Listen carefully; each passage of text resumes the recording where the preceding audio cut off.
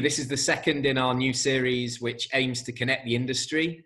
We know it's a really tough time for the industry at the moment. And as I was just saying before, as I'm sure we've all got travel withdrawal symptoms, I myself alleviate those by sitting in my my aeroplane seats around my kitchen table and just pretend and hope that we'll be flying again one day soon. So what we feel with this is that if we can share some experiences, some ideas, and create a bit of a forum for some frank, open and honest discussion, obviously at the end of this, we'll emerge stronger once that storm's passed. We're a tight-knit community here in the African aviation market, and it's up to us to steer the course because, of course, it's a real turbulent time for everybody involved. So since last week, obviously the effects of COVID-19 are taking hold in Africa more so. And therefore, obviously, this situation is moving every hour, every day. We're seeing a lot of announcements coming out of different countries, and we'll go into that in a little bit more detail. As always, the health of the populations and loved ones always comes first. So please heed the advice of the World Health Organization and their ambassador, Sean, and keep sanitizing your hands, keep washing your hands, and keep listening to the governments out there. They're there to keep us safe. So last week, we delivered an overview of the current state of occupancy levels in hotels and also the effect that COVID-19 was having on airline frequencies. We then took a bit of a tour, a bit of a safari across Africa with my brilliant media friends and partners to understand what's happening on the ground. If you missed that, you can watch that back on YouTube. Just go to the AviaDev channel on YouTube and you can watch it back. And before we start this week's webinar, I know most of the participants there do know me, but those who don't know me, I'll quickly give you an overview. I'm John Howell, I'm CEO and founder of AviaDev Africa. We're an aviation event dedicated to improving air connectivity to, from and within the African continent. I've been working in the market for about 8 years now, and our 2020 event, which was our 5th birthday, was due to take place in May in beautiful Antananarivo in Madagascar. But obviously due to the virus, we've postponed that to the 28th to the 30th of September, but still obviously in Madagascar. So we're all hoping we can get together and raise a glass together and move things forward. I'm also the host of the only podcast dedicated to African aviation, which is called AviaDev Insight Africa. You can get that for free by Googling that or looking at Spotify or the App Store. It's completely free. We've got 116 episodes. A lot of my panelists have been guests on there as well, so you can have a listen to what they've got to say. And before we start, because some of you came last week, some of you, this is your first webinar, I just wanted to share some housekeeping rules and some ideas for you. I wouldn't say rules as such. First of all, only our panelists have the ability to use their microphone. So if you want to ask a question, you will see on your screen there's a Q&A panel. You can press that to actually pose those questions, and we'll try and get to those today or obviously in the coming days. If the chat, please use the chat if you're just sort of saying hello, but the Q&A will cue the questions for me. After the webinar, we're recording this, so I'll upload it, edit it, and upload it to YouTube. And there are a couple of polls that are going to take place. We're going to do those before we start. And the format today is that Ogaga is going to take us through an overview of the current situation, some talking points that are going to frame our discussion, and then we'll open the conversation into more of a panel format. And of course, we'll pose some of your questions to our panelists. So let's get on with the polls. So we've got 2 polls and we're going to ask them concurrently. So please, there we go. If you can now, the panelists can vote on this as well. You should be able to see, we've got 105 people on the podcast, on the webinar now. So the votes are coming in. So should African airlines receive financial assistance from their respective governments to cope with COVID-19? We've got, I'm going to close this, so please vote now because I'm going to close it in the next 5 seconds. Thank you. We've had 75 votes. That will do. I think we get a pretty good idea. Just so you can see, hopefully you can see now on your screen the results. I'm not overly surprised at the results, bearing in mind our audience. But of course, you know, I think as much as anything else, we'll talk about this as to what the reasons are behind that. So thank you for that. And the second poll, so even if you answered no, if you can have a look at this one as well. and vote on this one as well. What sort of aid should this be on behalf of the government if there is going to be aid? So yeah, votes are coming in again. So I'll give you another 15 seconds or so.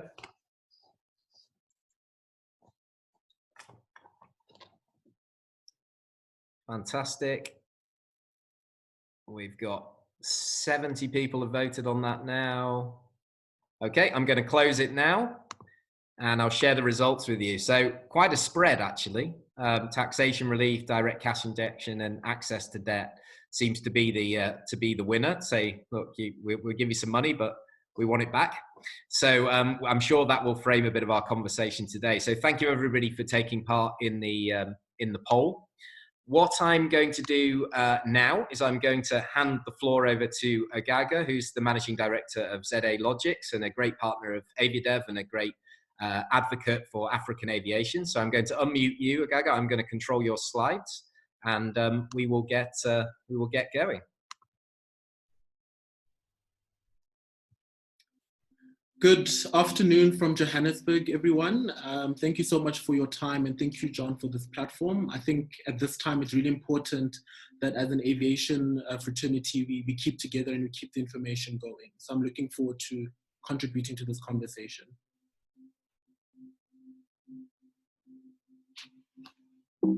Next slide, please.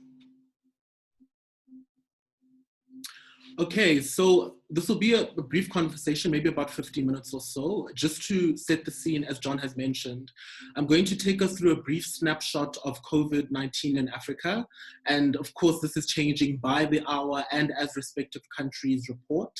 Secondly, we will go through what has the African aviation response been to COVID-19 thus far. The next topic will deal with the big issue, which is really how and if this burden will be shared in terms of the impact from an aviation perspective. I'll briefly look at what our data is telling us from a schedule capacity perspective. And lastly, we'll just end off with some potential measures that airline executives and management can consider and take into account. So this is probably a familiar slide. This is from the Johns Hopkins University of Medicine.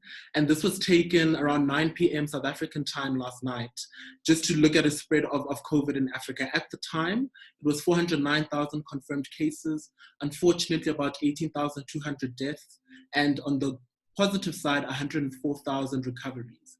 And if we look at Africa, we are not experiencing the same levels of COVID-19. However, the experts do say that this trend will likely follow if certain measures are not taken. And the next slide will then look at Africa a little bit closer. This was taken and delivered yesterday at around 10 a.m. East African time. This is from the CDC, their Africa office, and really a more customized story to the African spread of COVID-19. There are about 43 countries with positive cases.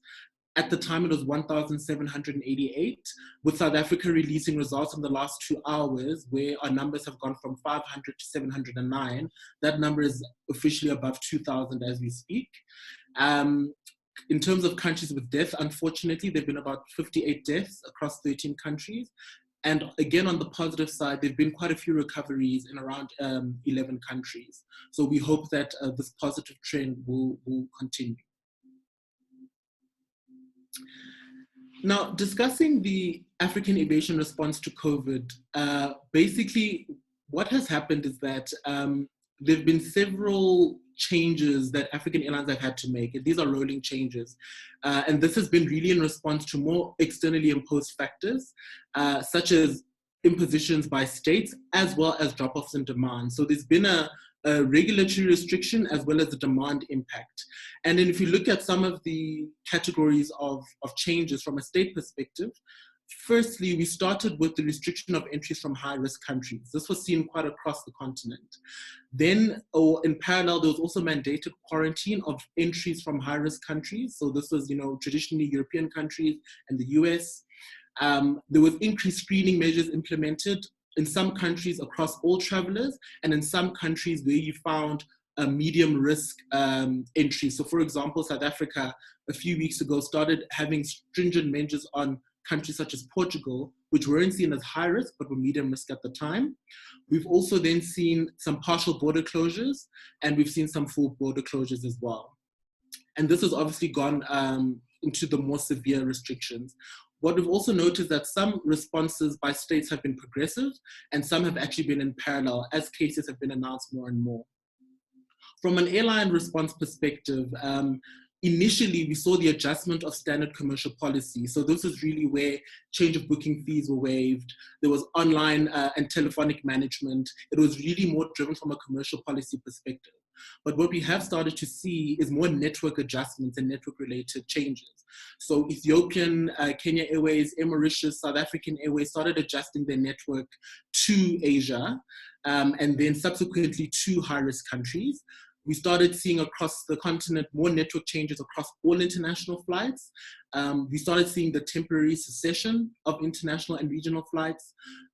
We then unfortunately saw the temporary closure of some operations. I think SA Express was the first to do so. Although it wasn't COVID related, it was compounded by the COVID matter as they were going through their own challenges. And most recently, which was released on Monday, we've started to see the announcement of retrenchments. Again, this is a disclaimer where Comair has actually issued a section 189, which is a notice for retrenchment under our labor law. And they've mentioned a whole host of other operational reasons for this. However, the current challenges kind of compound and expedite the need for this to occur. So that's really some of the broad categories that we've seen across the region, where airlines have had to respond to changing requirements of states. And I can imagine that's quite onerous, which we'll get to in the next slide. So this discussion is really what we've labeled as the big issue in terms of where does the burden lie and how should it be potentially shared. As it stands, we haven't necessarily seen any clear pronouncements on specific support packages for airlines in Africa, but a couple of things have occurred. If we talk about, and I'm sure my esteemed colleagues can go into more detail as they're dealing with this on the ground, but a significant burden seems to rest on airlines. Compliance to the ever-changing regulations in the last few weeks. This requires resources to enforce, it requires resources to monitor and implement.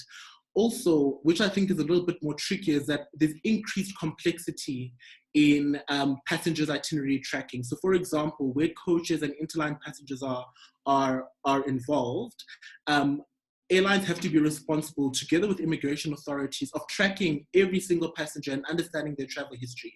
And that does put quite a bit of bottleneck to the system. And arguably that can go beyond the remit of an airline giving its resources. Of course, increasing customer and employee safety, that does add a burden, as other businesses would have experienced, just from a cost perspective around screening, PPE in terms of personal protective equipment, sanitizing. And probably the big question around burden sits with regards to the fixed cost obligations. So the interesting part is that revenues are declining day by day, and in some cases, some airlines, there will be no revenues. Now, what happens in terms of dealing with the business from a fixed cost perspective? IATA released an interesting study in March talking about liquidity across airlines and different regions. And African airlines had at least 2 months of liquidity at the start of this year, with a current ratio of 0.5. And the current ratio, if I can explain quickly, is basically the current, how many times your current assets cover your current liabilities. And specifically, this was with relation to cash and cash equivalents. Africa had the second lowest global ratio, and the highest was actually sitting at 0.8. So effectively, from the liquidity that we have with the data available, we will not be able to survive several months of reduced revenues as well as cash stocks. On an interesting, from an interesting perspective, several states have actually announced broad-based economic stimulus packages. This is also changing by the day. What we've seen is that they're mostly monetary policy focused. So in other words, this relates to interest rates and the supply of cash. However, it's argued that a more fiscal response is required, which talks to government spending as well as taxation. And at the bottom of the slide, there are a few countries that we've listed. Nigeria's central bank approved a stimulus package of around $2.7 billion US, really to boost local manufacturing and substitute imports. Mauritius central bank has also come to the party with quite a strong stimulus package, which also includes $128 million relief for commercial banks who may have to lend. Rwanda has also done the same from a lending capacity that's about $50 million US, and they've also flexed some of the requirements necessary for holding of commercial banks. And South Africa recently, yesterday, spent the whole day announcing some changes around the economic stimulus package. It's still a work in progress, but it does include some payment holidays, depending on the type of company. It includes a fund for small, medium enterprises, and it also includes a solidarity fund, which is almost a crowdsourcing platform from public and private partners. What I think is important to mention and applaud is that the Ghanaian regulators have actually allowed for flexibility in consumer protection laws when it comes to flight cancellations. Now, although this is not a direct monetary delivery to airlines, it does allow Ghanaian carriers to make the necessary schedule changes and not down the line experience some liability from a passenger perspective. And I think that's an extremely, extremely positive step that has been made, because it does provide some legal protection. And I guess the last point on this slide is a challenge rests in how, as aviators and aviation professionals, we communicate the prioritization of aviation and tourism.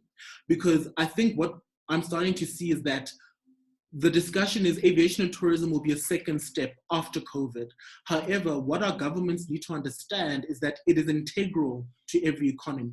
Transport and aviation and tourism are integral to economies, especially in a developing world. And I think the tough part is, how do we raise that prioritization when there seem to be more visible priorities around, securing supply chains for food, fuel, and medical supplies, as well as pharmaceuticals. Next slide, please, John. Thank you. So this is just getting into the data, and thank you to our colleagues from OAG and Mendis Aviation for providing this data. Basically, we've taken a by-country high-level view in terms of schedules and specifically frequency over the last few weeks. And what we've started to see across the board is that from week 11, which was 16th of March last week, we started to see sharp frequency reductions across several countries, because more travel bans have been instituted and airline capacity has been removed. And what we've also seen is that with a lot of cases, it's not a slow reduction of capacity, it's complete suspension from an Africa perspective. In terms of South Africa, frequency is already lower, which is the 2020, by the way, is the yellow line, and 2019 is the gray line. But from a South Africa perspective, it was already trailing compared to last year because of a lot of reductions from SAA. But again, with that said, week 11 actually showed sharp declines, because SAA firstly cut capacity by about 162 flights. Then they ceased international flights to certain markets. Then they ceased regional flights. And that yesterday, they've announced the reduction of domestic flying, or suspension of domestic flying rather. Ethiopia, interestingly, both Ethiopia and Nigeria, their year-to-date capacity has been higher than last year because of changes and dynamism within those markets. But from an Ethiopia perspective, although this was ahead of last year by 13% actually, this week we've started to see the reduction of capacity, and that's quite a sharp drop. I don't know if you can see it on the graph, from week 16 going into, from 16th of March rather, going into the 23rd of March. And this is quite, it's quite tough, because Ethiopian Airlines has generally been the more robust carrier that will continue flying even when things are quite tough. Even when the COVID outbreak occurred, they didn't stop flying to China, although they consolidated some of their services. But as of this week, they have announced that they will stop flying to about 30 countries, which has quite a significant impact on published capacity. And looking at Kenya, capacity has been a lot lower for this year compared to last year. Depending on which week, it's around 25 to 27%. And this was due to challenged demand from key source markets. But again, going into this week, there's been even further reduction in capacity. Next slide, please, John. And this is just going little bit more into the granular detail around the intra-African capacity by airline from a supply side perspective. I think the key point is really capacity is decreasing week by week and almost day by day. But the first graph looks at some of the more larger carriers, and what we can see again is that intra-African connectivity started dropping off in January by some carriers due to network changes. This was not COVID related. This is due to general business that's been occurring. And that's why this graph started from October 2018, where we can see all the fluctuations. However, COVID-19 effects on frequencies really started to show in March for most carriers. And we're expecting this to increase in the next few weeks. The last graph, which is also quite telling, looks at this week, so from the 23rd of March, compared to the same aligned week for last year. And just on a week-by-week comparison, intra-African capacity has been consolidated by 27%. And we really wanted to highlight the intra-Africa impact versus the obvious international impact to out of Africa, because we know quite well that intra-Africa connectivity is not where it needs to be. And interestingly, this has been one of the largest effects we've seen from COVID already in the last few weeks. So that's just some initial data, which we'll update in the following weeks as well. This slide is a bit distorted on my end, but effectively and we'll distribute the slide a bit later, but effectively this is really measures for airline executives and management to take into account. And really it's adapted from another model, but it looks at a few key areas. From a people perspective, as John mentioned, safety is of paramount importance from a customer perspective as well as an employee perspective. But the next step is then looking at the profit and loss statements of respective airlines. And I think this is an important time to stress test your P&L as an airline and an airline business, as well as the important feature of liquidity. And this talks to scenario planning from extreme worst case scenario to more optimistic scenarios. It's important that airline executives understand the full range of options that they have with the different scenarios. The next step is then really around defending against revenue decline. And I know this might sound almost impossible because if you're not operating, you can't generate revenue. But where this is possible, defend against the revenue decline, because again, cash is king, and we will also there will be a world after COVID-19. From an operations perspective, those carriers that are still operating, and what we're seeing is that more domestic operations will continue in other markets, not like South Africa though, but stabilize the operation, and stabilize also sometimes means consolidate where possible. From a cost perspective, discretionary spending is a key thing here. We need to cut costs to conserve cash. At this point in time, we don't know when the pandemic will dissipate, but what's even more unpredictable is the various and the lagging economic impact. So this is a time to negotiate from a cost perspective.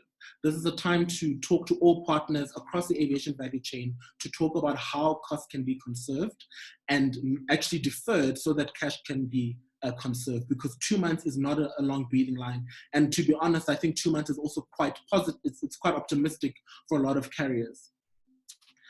Another step is then playing the offense.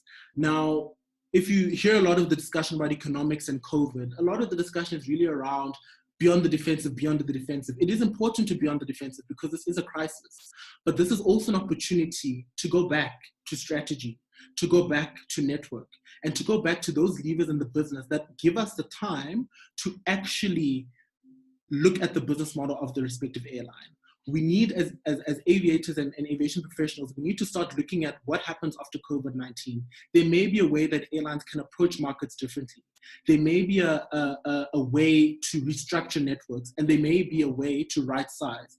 And I think this is a really important element about the right sizing of supply and demand. And this actually talks to the question of the manufacturers and their various strategies with regards to COVID-19.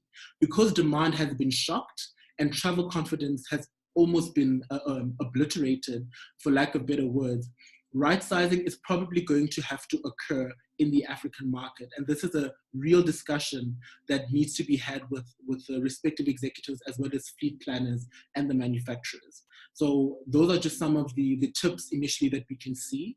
And hopefully we get through this a lot stronger, and we also use whatever opportunity it provides to provide a more sustainable African aviation sector.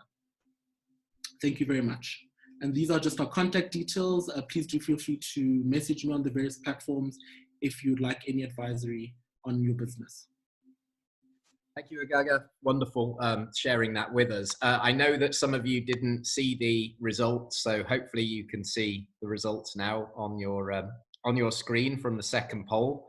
Thank you for everybody for letting me know. So as I was saying, quite a spread there, but obviously what type of aid would it be if they are going to, governments are going to provide some aid? Most people are saying access to debt. So I'm sure we'll talk about that in a little more detail soon, as much as anything else. So yes, thank you, Ogaga. Before we carry on, what I wanted to do, I'm delighted to say that we're joined today by Raphael Kuuchi. He's the Special Envoy to Africa on Aeropolitical Affairs, but obviously I'm sure most of our attendees know Raphael very well. And obviously he's working with IATA, with the International Air Transport Association. And as one of the key voices of the industry with his ear to the ground, I wanted to give him the opportunity to just give us a bit of an overview as to what's happening from the IATA perspective, and just to sort of kick us off, if anything. So over to you, Raphael. Thank you very much. And first, let me thank Ogaga for a very incisive presentation. I really like your stats and the way you analyze the situation. Very, very, very detailed. And thanks for that input. Ladies and gentlemen, the air transport industry globally, not just in Africa, is reeling under extreme pressure. And just yesterday, IATA released its most recent overview of the impact of COVID-19 on the industry. And we estimate that by end of this year, airlines would have lost $252 billion globally, compared to revenues of full year 2019. And this would, the RPKs will actually drop by about 38% by end of the year. And this is just taken into consideration if the lockdown we have seen today continues between now and the next 3 months before we see recovery started. If the lockdown goes beyond 3 months, and if the measures that have been introduced by various governments continue beyond 3 months, then the loss in revenue could even be deeper. Now, on the African continent, we estimate that full year RPKs will decline by about 32%. And so for revenue, we're looking at about $4.4 billion lost in revenue full year, based on the same scenario.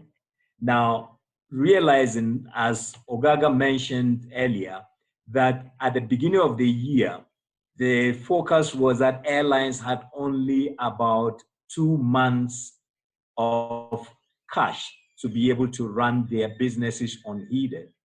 Now, we are now gone past 2 months since this crisis started, and obviously by now all airlines on the continent have sort of run out of cash, literally.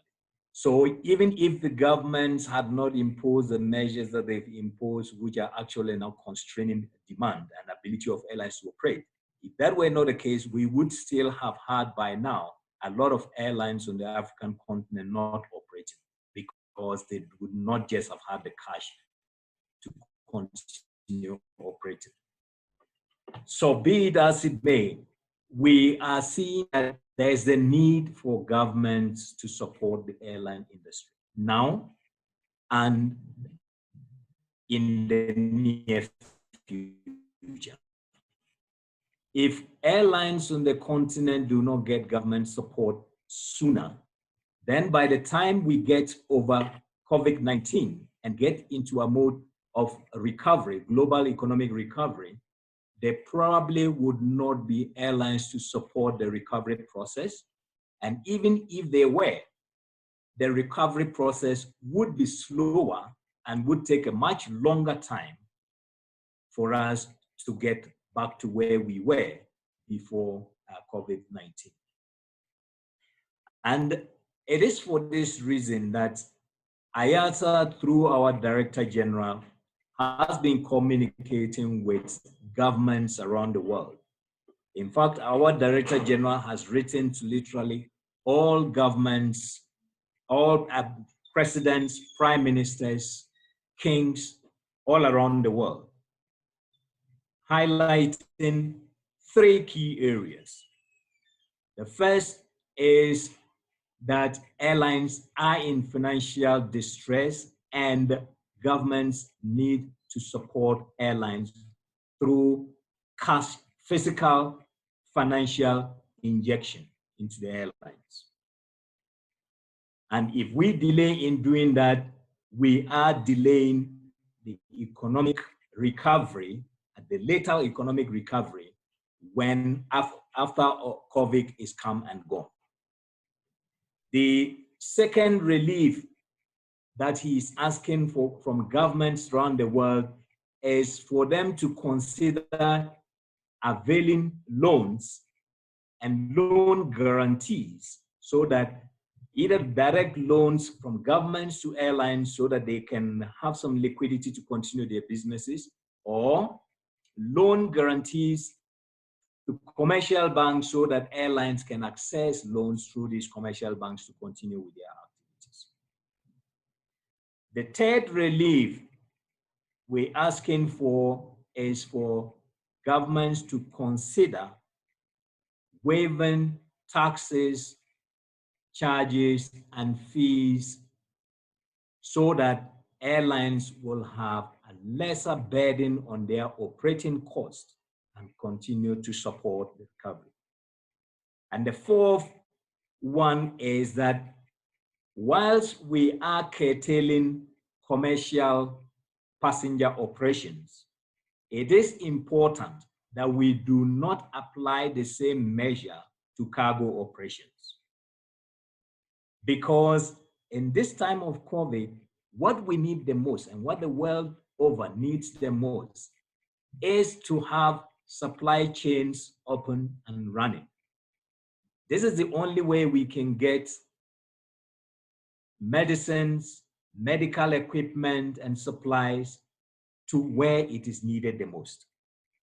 So for governments who are actually stopping all flights, including cargo flights, or governments who are allowing cargo flights to operate, but they're saying once the cargo flight gets into the country, the crew will mandatorily go through a 14-day quarantine, whether they interact with any physical being or not. The appeal is that please reconsider this so that we can have supplies to get into the countries and have businesses continuing to operate. So these are the four reliefs the Director General has communicated to the world governments.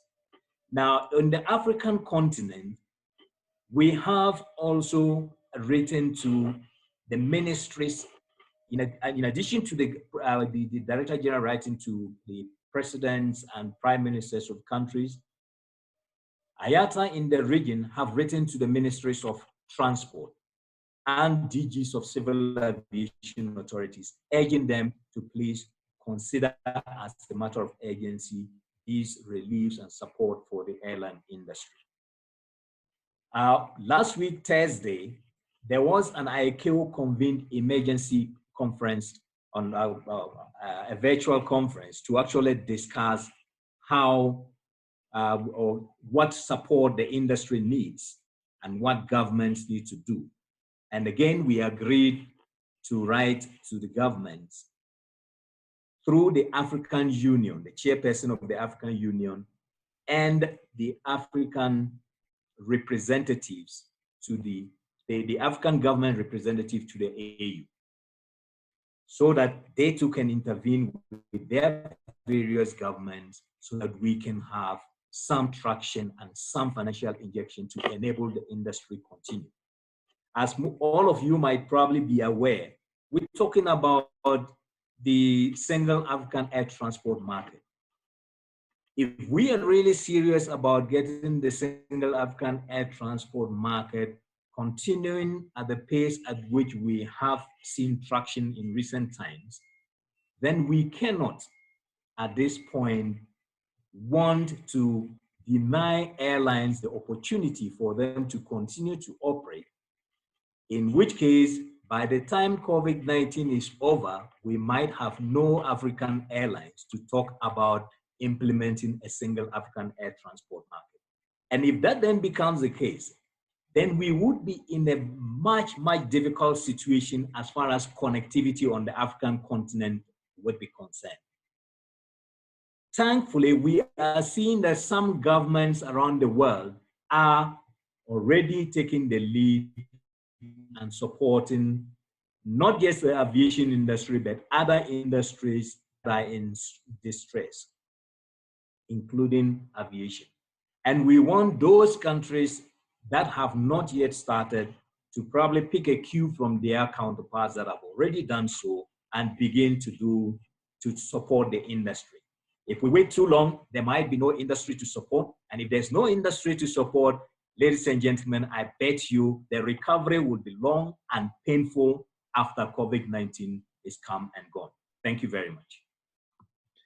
Thank you, Raphael. Yeah, sobering, an existential crisis, I suppose. And just to pick up on one of the points, obviously we've talked about the need for governments to support airlines fiscally. Give them cash injections to survive. And what we've got with us today is 3 airlines that are all slightly different business models. Now, I wanted to go to Sean first because it's a private airline, and I think I want to understand what his position is on sort of government aid and what kind of aid could be provided to an airline like Africa World. So, Sean, over to you. Thank you, everyone. For the benefit of those who don't know Africa World Airlines, we are a private sector carrier based in Accra. We've been operating now 8 years, 8 aircraft, 10 destinations, well, at least we had 10 destinations as of last week, currently running just domestic flights within Ghana. As a private airline, I think as John pointed out, we have a very different position on this than others. We spend our time actually competing against government-owned airlines in some markets we serve. And as a result, we believe that any aid which is provided by governments to airlines in this situation, certainly we support that governments and in fact regulators should be taking the lead in providing assistance, but this should not be in the form of targeted direct aid to specific carriers, which unfortunately seems to be the danger that we've seen in Europe, we've seen rumbles of in some parts of Africa already, but all that is going to do is wind up subsidizing inefficiencies of state-owned carriers who have been unable to compete prior to this crisis at the expense of the nimble upcoming carriers who are reinventing business models and who are in a situation where they cannot rely necessarily on governments to subsidize. And I will use the word subsidize because that is exactly what direct financial aid is. I firmly believe that any assistance which is being provided by the governments should be towards the industry as a whole. It should take the format in terms of tax breaks, deferred payments and things. For example, in Ghana, we pay very heavy customs duties on importing aircraft spares. A waiver of that for a limited period of time or a permanent period of time would really help reduce the cash burden on airlines to be able to keep operating through these times. So our position is we definitely support some measure of things from governments to the industry, but not necessarily direct financial aid to specific airlines.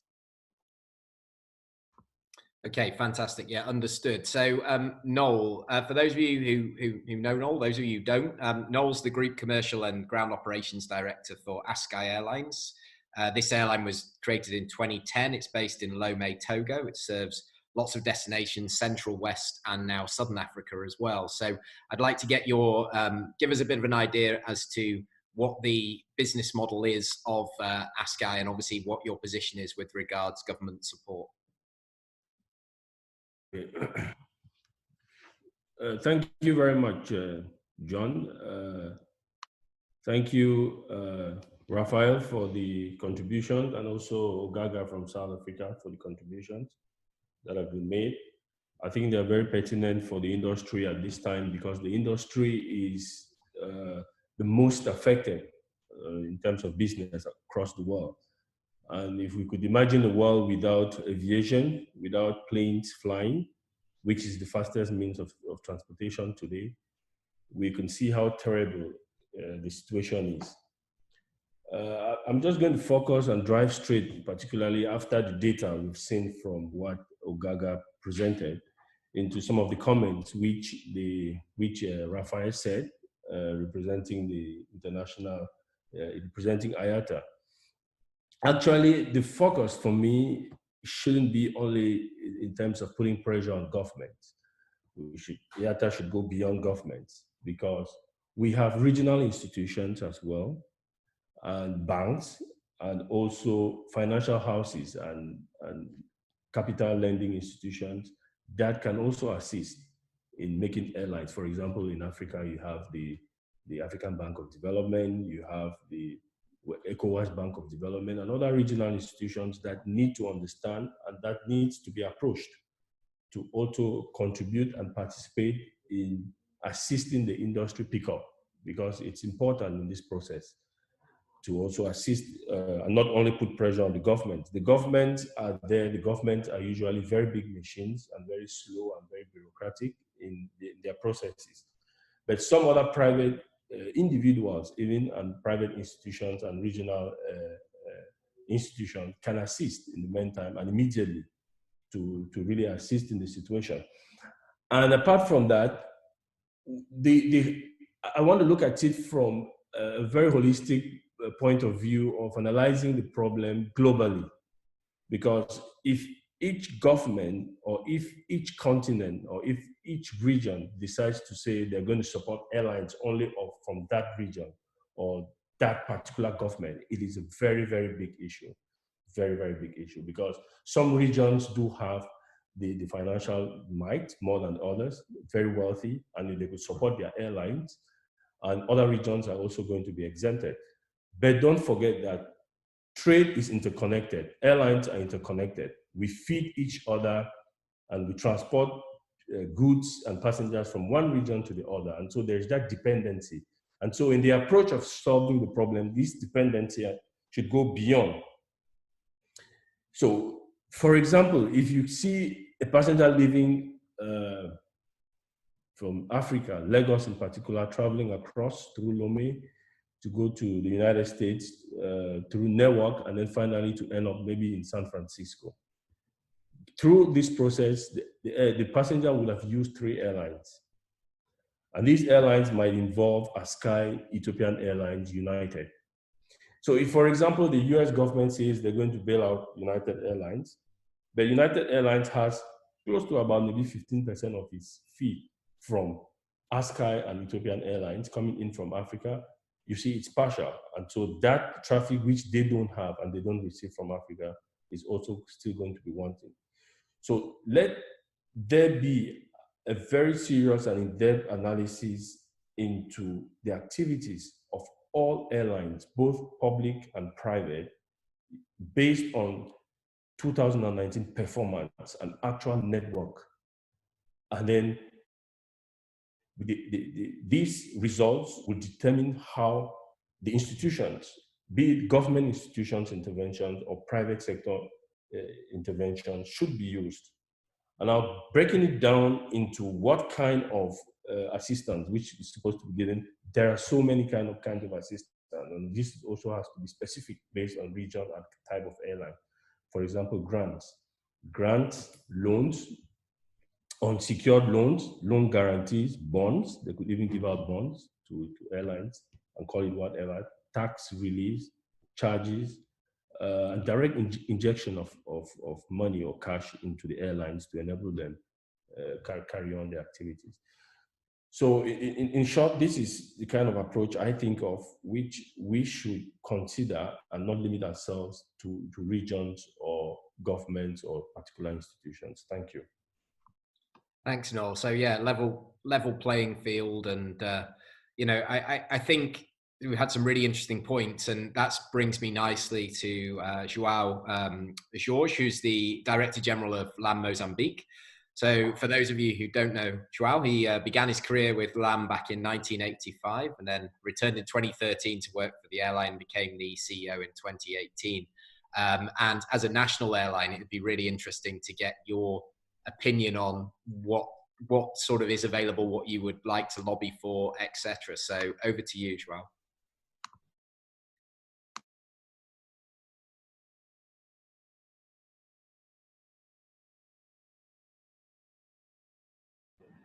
Oh, sorry. Okay, thanks everyone. Hi. I'd like to start and go straight to the point. 2 months of cash. January and February are the bottom months for us in terms of revenue, and we carry, of course, the fixed costs and to maintain an operation. You know, it's basically a month, 2 months that we operate at loss. So I'd say more like 2 weeks of cash or even less. The traffic as of this morning for us compared to 2019 has dropped 48%, and so did the revenue. So we are, I'd say, we are lucky in a way that it only dropped 48%, but I know of airlines where it dropped even further, 75, 80, or even perhaps 90%. So any other form of supporting the airlines than cash injection, in our case, and I think in many cases I know, will not sustain the airline. And like it was said before, the day after the direct effects of the virus are there, we will need to operate 200% because the economy will need so much push. The economy will need so much capacity, both cargo and people.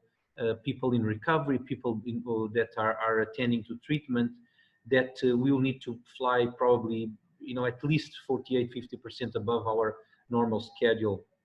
And of course, we'll have to fill in the gap of, you know, coming back to reality of some of us that won't be around anymore because we won't get that kind of support.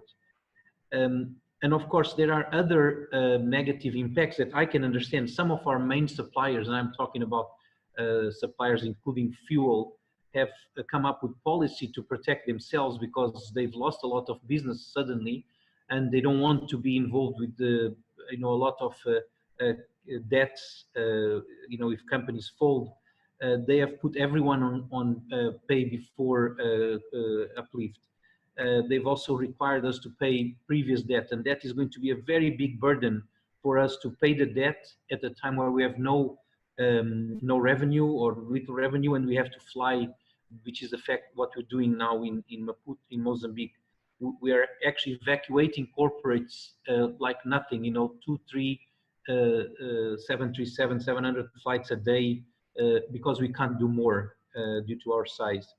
So the other problem is that US dollar liquidity is down because investment has come to a halt, and all the money sent from abroad here is out. So to pay the clearinghouse, we have to go and buy from small suppliers and small individuals or small companies that happen to, for some reason, have some US dollar cash. So we've run out of cash, of US liquidity in the country because of the current situation.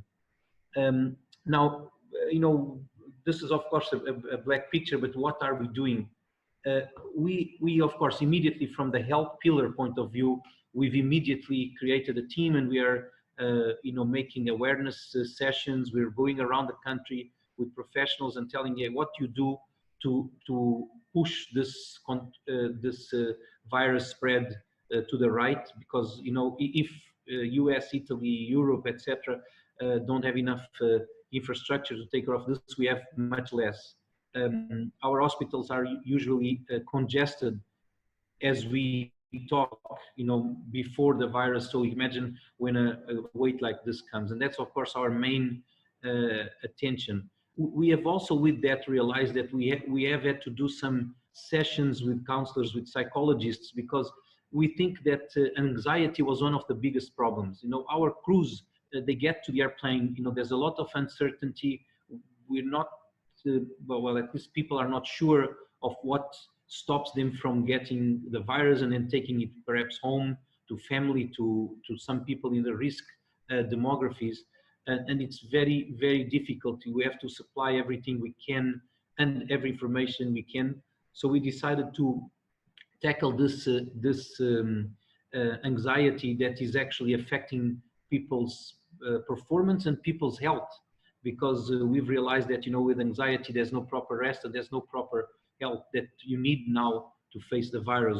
Good health, good food, good nutrients, etc. So we have dedicated a lot of time to that.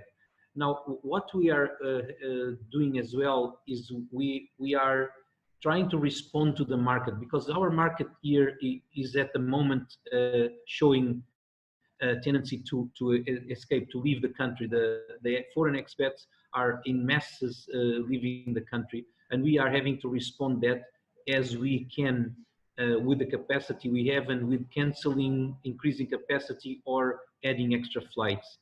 We can't afford, of course, to fly empty flights, so we have to do that kind of adjustment, which is happening on a daily basis. And by the way, thank you. IATA's help with the slots was very good, because we were kind of worried with fulfilling the 80% rule. And with the IATA letter, we were able to, kind of ignore that totally and make the operation more economically viable. This was also very important to us. We are also very pleased with the AFRA and IATA's letters to the governments, and I think that helped us, put our hand in the air and say, okay, this is the situation. This is affecting all airlines across the board, and of course, the government here. We are a national flag carrier. We have to operate as a private operator, but of course, we need that kind of support from the government. And I don't know if there were an airline like Africa World or ASKY, if the government would support the same way. So we're counting with that in order to, like I said, keep this operation healthy, alive, ready to recover as soon as the virus is out, and we hope it's going to be very soon. Our government has not done any major close down steps like some other countries did, but that might come, depends on how the virus is progressing here. But we'll have to face that. We'll have to face that maybe this 50% revenue will go down to zero. One last note is that, of course, we all know there's a lot of misinformation through the social media, etc. But even with governments and some airport authorities, we are not very clear. It's not like yes or no, go, no go. We see documents, or statements issued, and then there is ways around it in terms of crews, for example, on quarantine. When we go to a certain country, if we can overnight there, the crew is on quarantine just for those hours and then back, or if the crew has to obey to those 21 days, 14 days, 30 days of quarantine. So in general, this is what we've done in the airline, is what we see the future. And going back to the main point is, where we will be when we're ready to restart, and we will not be able to survive if we simply push to the right through loans or tax reliefs the cash situation of the airlines, at least in my case. Thank you very much. Thank you, Joao. Yeah, again, very open and honest, and we really appreciate that. So I'm going to come to Sean, because he's got his hand up. There's lots of questions coming in, so thank you very much. One of the ones that I wanted to pick up on, because it was something we wanted to talk about today, is the impact of this in terms of consolidation and code sharing and partnerships. It's quite a good one to come to you on anyway, Sean, because of course you've been very open to code sharing and interlining and partnerships. So if you could cover that as well as that would be great. Over to you. Thanks, John. Before I go into that, I wanted to add on something that Joao has been saying, because I think one thing which some airlines, and I think a lot of airlines are doing a good job with this, but some, as we see from various statements that work groups and all are putting out, but while it's all well and good for us to sit here with webinars and for IATA to put out statements and for things to happen at government, at the end of the day, if we don't get the buy-in and if we don't get the support of our own teams to be able to execute these plans that we're putting together, none of this is going to happen. And I think in Africa in particular, a lot of airlines have struggled traditionally in general in terms of good communications to their staff, to their customers. And I think it has illustrated the gap here between those who are doing a good job and getting their teams on side and the ones who are not. Morale is key. If you are able to keep people focused on something, they will think less about the worst case scenarios. Give them new protocols to implement. Give them, give them sanitization checks. Give them someone to talk to ask their questions, to answer their questions, because the idle mind is the most dangerous ally of morale. We've tried to communicate extensively to our teams. We've tried to give them a challenge in terms of, look, this is the challenge we are facing. And I'll quote from something that we sent out to our staff on Saturday, and it just basically, yes, it's a bit Churchillian in what it was, but I think it's achieved what it was in terms of our staff morale, that there comes a time in everyone's life when they're called upon to rise up to a challenge for the greater good of society. That call has gone out to us in the airline industry today.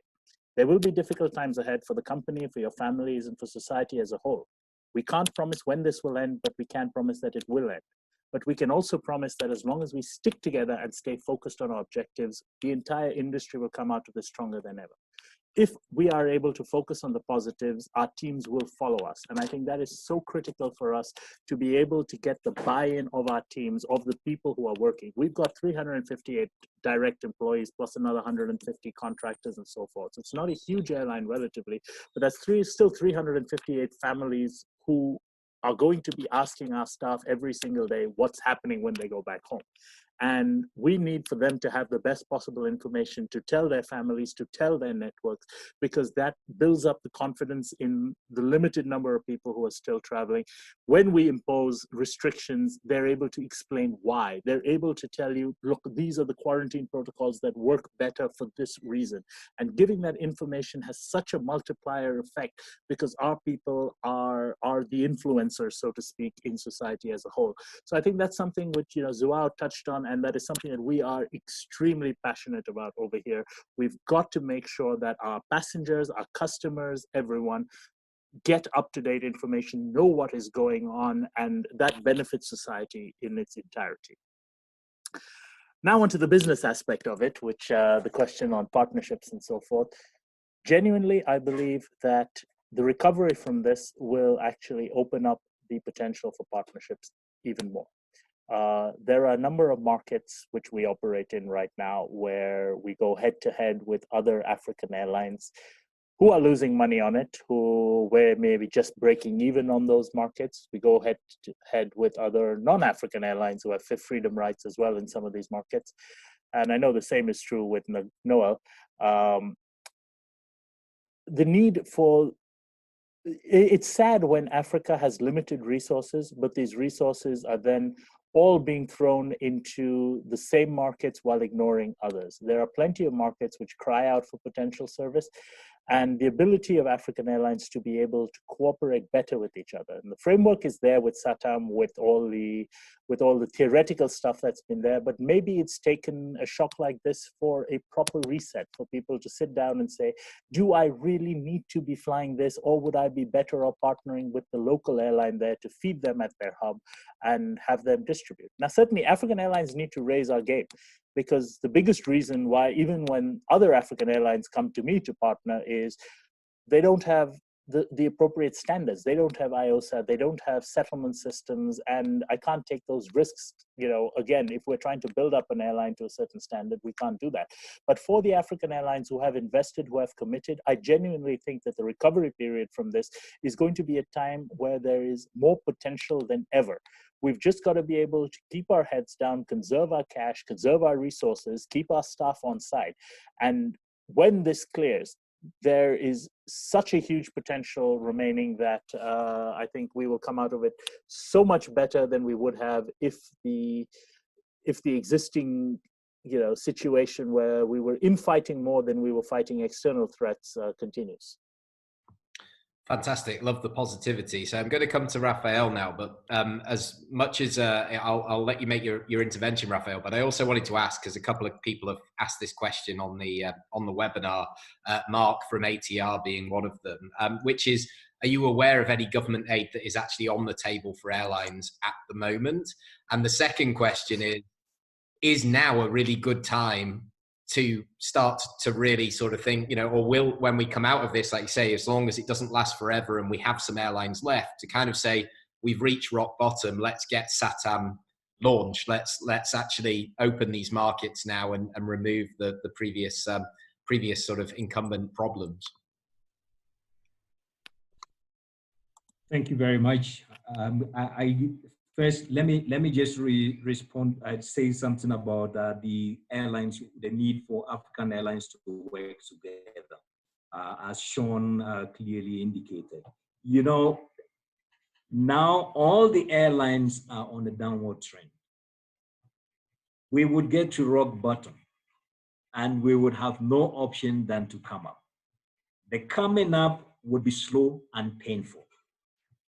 This is the time when African airlines, instead of competing needlessly, will actually need to work together. So that instead of flying empty aircrafts on both sides, all airlines, we need to see how we can actually harness our capacity and match that with the demand on the ground and support with the movement of traffic in a manner that makes economic and business sense to the airline industry. Otherwise, we would keep competing and burning our feet and our hands and making no progress.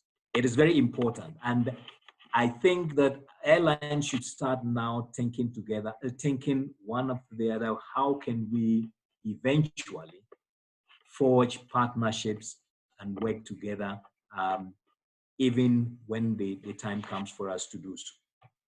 So having said that, let me just, on the airlines, whether there have been any direct or specific support by airlines.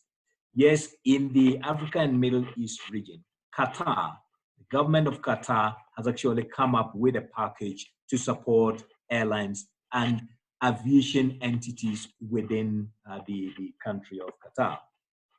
Again, I'm sure some of you would have heard in the news, the US government has specifically come up with a $50 billion support through the aviation sector. It's a much bigger amount for the entire economic sectors, but aviation specifically it was a $50 billion that they have committed to support the industry. Now, IATA estimates that the global aviation industry will need something like $200 billion for the industry to be able to kickstart and get back to where it was before we started getting into these crises. So yes, indeed, there are some governments that are, a few governments that have been very specific about the commitment of financial support to the airline or aviation industry. But most of the government commitments are actually generally to the business community. Aviation, of course, is part of it, but there has not been any specifics. Let me also say that in response to the point that Sean mentioned earlier about probably governments likely to favor state-owned airlines at the expense of other airlines. We have been very clear and very categorical that the support should be to all airlines in their jurisdiction, all registered airlines in their jurisdiction, irrespective of whether they are state-owned or they are privately owned, or they are privately owned. The reason is this: it is not just only the state-owned airlines that are supporting the industry, that are supporting the economies of the countries. It is all the operators that are contributing to support it, and we would want this support to continue going forward. And therefore, it would actually not be helpful for any government to single out state-owned carriers to support at the expense of other carriers in the country.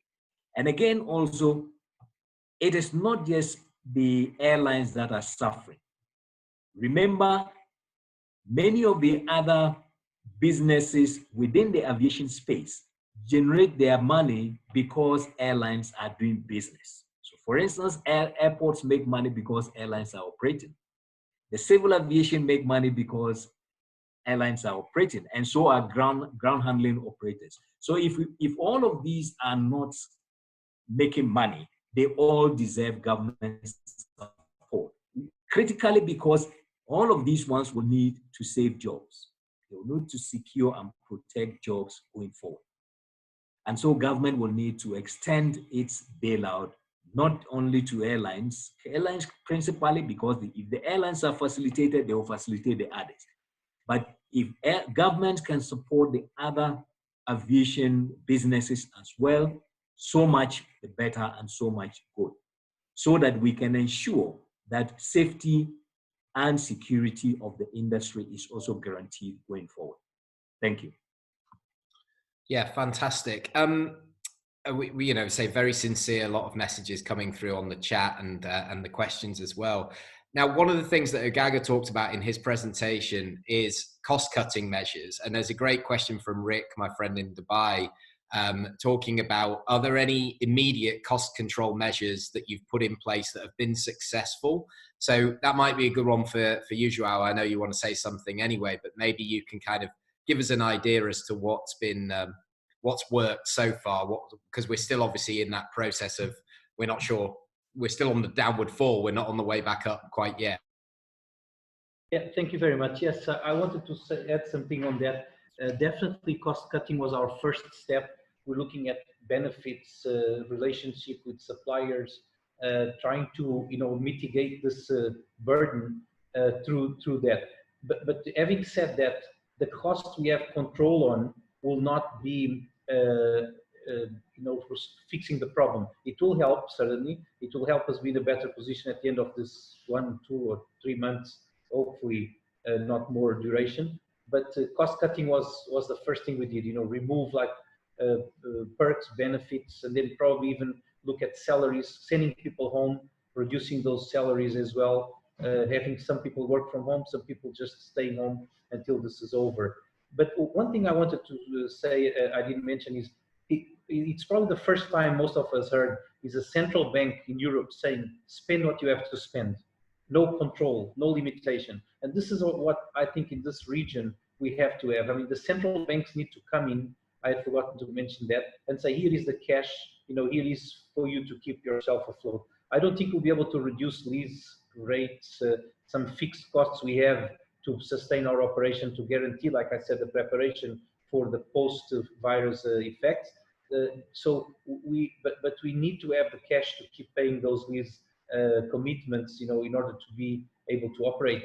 GDS costs, all other costs that are fixed, and probably our GDS now is being used to refund people rather than to make money. So it's really awkward that we're doing that. The last thing I wanted to say is also that in terms of cooperation, I can see that after this, we will need to rethink about what is cooperation. Probably the major airlines won't be able to do everything. They'll just be on the major trunk routes and let some airlines survive in the regions where they know the market, they're good at it, and let them fill the gap and not come here and create capacity, create capability to kind of overwhelm what the national carriers are doing. We see Senegal, Rwanda, Tanzania, airlines that have been dormant for ages, and the government is now making a big push to put them back. And there's a reason for that. The countries need to have some local employment, local capacity installed in order to keep some kind of a service, some kind of employment training. We are a very good source of training for the whole industry, not just for the aviation. The oil and gas, for example, that's starting here is a source that's draining some of our capability. So that needs to continue. And I see post-virus effect, a new definition of what are the major airlines in the continent, for example, and what are the small regionals doing and how important they are to remain. Thank you very much. Thank you. Yeah, makes a lot of sense, and I say maybe it is a time for resetting and reinventing the market itself. So, just before we go, because I understand that obviously it's nearly 1:15 now, so we've been on, but the numbers are still great in terms of the number of people who are still tuned in, well over 100 people, which is fantastic. So, I wanted to come to you, Noel, just to sort of talk about that a little bit more in terms of from your side, from a cost cutting. What kind of things have you been able to do immediately that have made a positive effect to your business over the last couple of weeks? Okay, thank you, John. Before I answer the question, I just want to pick on one of the points which Raphael mentioned regarding cooperation between airlines to be able to, that is, airlines need to reinforce their cooperations after the crisis to be able to pick up and survive. Yes, we absolutely. But one of the fundamental things, for example, in Africa, specifically in the African market, we have about 66% of African capital cities that are not connected today as we speak. 66% of African, this is capital cities that, when I mean connection, I mean intra-Africa connection. I don't mean a connection where somebody flies from Tanzania up to England and then comes back to Accra. I mean direct capital to capital city connection. 66% of African cities are not connected. And this doesn't also, these are African capital cities, not even economic capital cities or other cities which also have international airports. It is a huge problem. We as airlines, we want to provide this connection, but we need support to provide this connection. And as we partner with other African carriers, we want to provide what we call complementary services, meaning if X is serving this destination, we can also serve this destination to be able to meet up with the traffic. If X is serving this destination in the morning, we can serve in the evening so that there is an even traffic flow. But we still have the huge challenge of traffic rights. The liberalization and open skies we talk of is still just hanging. This is where SATAM really has to work, because when we draft out our strategy and our network, we see opportunities where we want to go to, but we are blocked because we don't have, and these restrictions still exist. So this really has to, I think this crisis should be a point where the country should see and reinforce the idea of open skies so that we can improve on this connectivity across Africa and seriously. Now, coming to the question about the strategy we're using now, it's really a big challenge, and obviously we try to outline the actions in terms of stages. First of all, you want to ask your employees that have very high holiday packages that are still outstanding to take holidays. So there is an immediate need for employees to go on holidays, those that have very high holidays that are still pending.